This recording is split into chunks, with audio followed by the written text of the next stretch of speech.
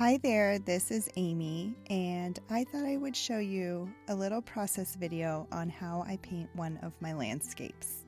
This particular painting is very near and dear to me and is actually a place that my family visits every winter. I love to paint an underpaint layer with burnt sienna, so that way when I paint over it, a little bit of that warmth shows through the rest of the painting.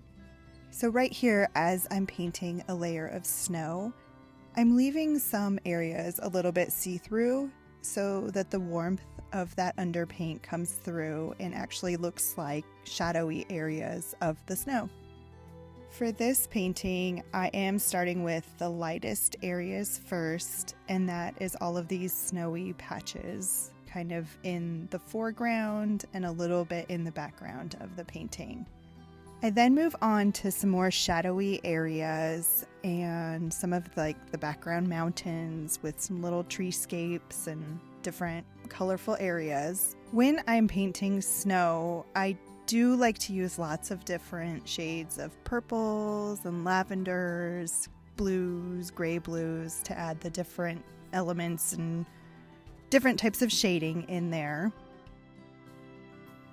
This shows all the different colors that can appear in a snow scene rather than just using black, white, and gray. So then I moved on to a bunch of little details in the background and foreground. I loved how the background came together, but the plan for this painting was to add some big trees in the foreground, so I did stick to my plan.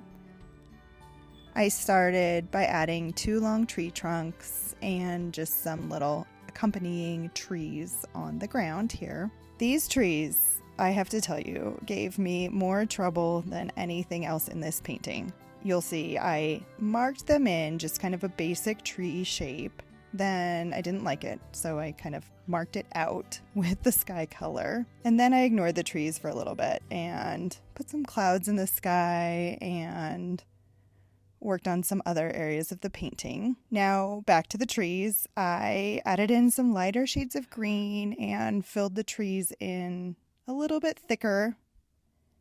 And then of course I didn't like that, so I used that sky color again and erased that part of the tree.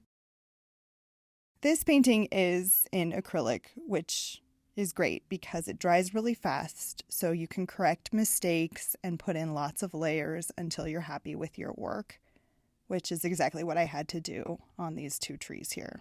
Here I'm adding in some darker values to those trees until I finally felt happy with them. The last step in the painting for me was to add in some bright white highlights just to show some really light parts of these snowy areas, especially in the foreground. And then I just went through and touched up any final details that I thought the piece needed until everything felt good in the end. And here I am, back on those trees again until I finally liked them. The last step of the painting is the most satisfying, that tape peel. It's so nice to see that crisp edge at the end of the painting process, and it always makes me like the painting even better after that tape is finally gone.